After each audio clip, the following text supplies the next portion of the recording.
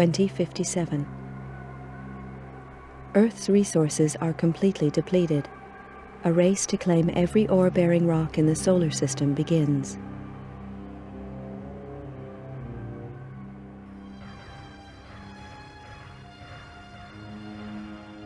(2079). Tension grows as opposing nations compete for ever-declining resources and expand their military capabilities in space. 2085. Eurofed Deep Space Survey ship Argo is impounded by SDR-AF coalition forces. 3 ships are destroyed in the ensuing police action. Negotiations fail and war breaks out. 2086. The war escalates and military resources on all sides are rapidly depleted. 2087.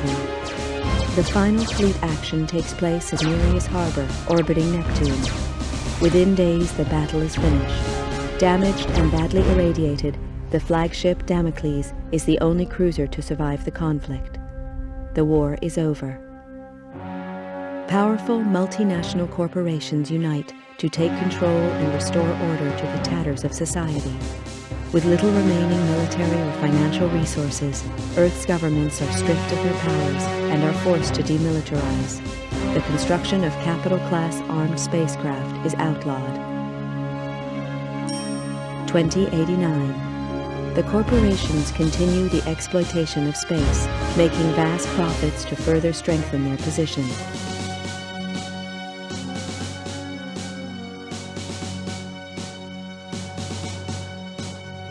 Earth's coalition government is allowed to create a multinational force to keep order in the colonies. The government police are born.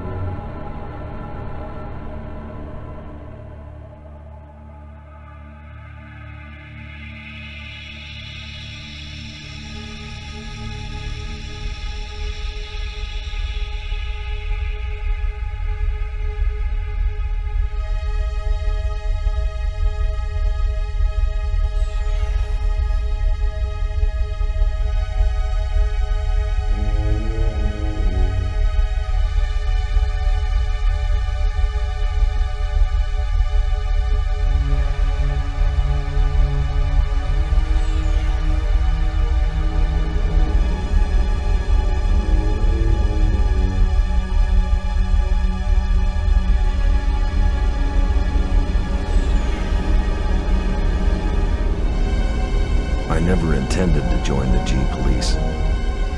A lot of vets did after the collapse, but I'd seen enough killing. And killing's what it's all about. When they first hit the colonies, the G-Police operated like any other Earth-based force.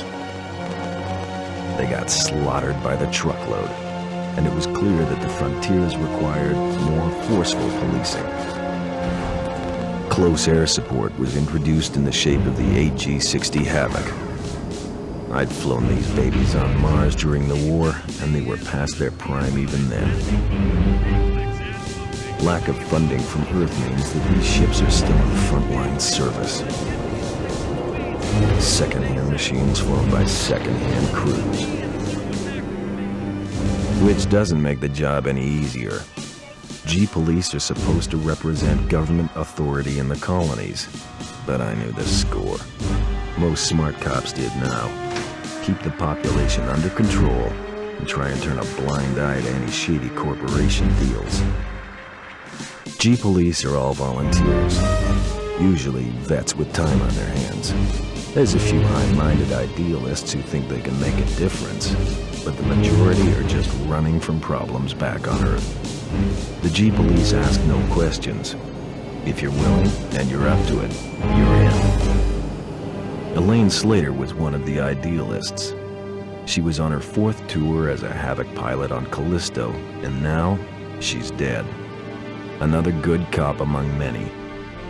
They don't keep count anymore, but Elaine Slater was different. She was my sister. The inquiry gave a verdict of suicide linked to stress and depression. I didn't buy that. Elaine had won commendations for closing a couple of big cases, and she'd even hinted at a new romance. Depression just didn't fit the picture. If I didn't believe the suicide verdict, that left only one option. Someone murdered her and went to the trouble of covering it up. I had to know the truth. With a couple of street contacts and most of my savings, I bought a new identity and signed up as a Havoc pilot in the colonies. My military record got me a posting to the main hotspot, Callisto, to Elaine's old unit. I knew I'd have to watch my back out there. If anyone found out I was Elaine's brother, I was as good as dead. Welcome to Callisto, Mr. Taylor. I'm Commander Horton, and I run this operation. I don't know who you were trying to fool with that false name, Bull Slater, but it's not gonna work on me. I'd met some of the pilots already. They seemed pleasant enough. Horton was another story. A horror story. He talked tough and looked tougher. That hunk of tin hanging around his brain hadn't slowed him down, though. He'd spotted my phony ID and was not impressed. Arriving on the same flight as the internal affairs investigator hadn't earned me any brownie points either. It was plain that my new commander didn't trust me. Yeah, that was okay. I wasn't too sure about him either. As I listened to Horton, I noticed the medals he wore. A vet from the Naris action. No wonder he looked half dead. Well, then it clicked. He was the Horton, the last Great Fleet captain. What the hell was he doing in this backwater? I don't trust you, Slater, and I'm gonna be watching you like a hawk. Your first briefing is tomorrow at 0500 hours in the main briefing room. In the meantime, I suggest you take a look at your unit's database and familiarize yourself with it. That's all for now, Slater. Dismissed. Okay, people, listen up. We all know that gang warfare has escalated rapidly in the past few months. We've been hit pretty hard by it. A lot of the weapons being used by the gangs are restricted military issue. We need to find out where this state-of-the-art firepower is coming from and neutralize the source. Recent information points to Krakow employees being involved in this weapons smuggling. The evidence is slight, however, and there is no clear motive for the corporation as a whole. I have expressed our concerns to their president, Natalie Argenta, who was naturally denied any involvement. Argenta is coming over on the next shuttle, which arrives in 4 days. I can't give an official directive here, but off the record, keep a close eye on Krakow activities. I think they're hiding something.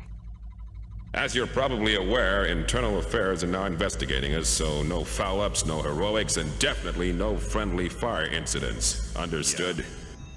Keep your eyes open out there, do your job, and get back in one piece. We can't afford to keep losing pilots or gunships at this rate. Mission briefings are at 0500 hours tomorrow. Good luck, people. Dismissed. Morale was shot to hell. They were all talking about Tachikawa's death. Tachikawa used to fly his Havoc like he'd been born in it, they said, and no one could believe he was gone. The rescue squads had picked up the wreckage, but his body had just vanished. Reese, the flight software technician, was checking it out. As I listened, it slowly became clear that Daniels and Ricardo had been Elaine's closest friends. Her death had hit them hard. They gave me the story. Seemed her comms link had gone down during a routine patrol. She'd just lost it and piled into an antenna mast. Made no attempt to avoid it. I felt uneasy. This all sounded too close to the way Tachikawa had bought it for it to be just coincidence. I needed time to think. So I made my excuses and left. It had been a bad day. But at least we had saved Krakow's president. If she'd been greased, all hell could have broken loose. The automated weapons we recovered after the attack on Argenta are a new development, possibly off-world in origin. We have nothing conclusive, but Krakow's past expertise in this field certainly implicates them. However, the attacks on the Krakow president, Argenta, leads me to believe that this may not be the whole picture. Argenta has alluded to Nanosoft involvement in the attacks, but as yet, has refused to say any more. Tech Lab's findings are inconclusive. They say the prototype software controlling the weapons used in the attack on her is years ahead of anything on the market. It could be the work of a number of corporations, including Nanosoft. As a result of these attacks, Krakow have requested GP cover for their president and their industrial sites, and also want us to lean on Nanosoft. We'll go along with the first request, but Nanosoft have given us no reason to investigate them further. Stay alert out there. It's up to us to contain this situation. Any further escalation could turn Callisto into a war zone. Mission briefings are at 0430 hours tomorrow. Dismissed.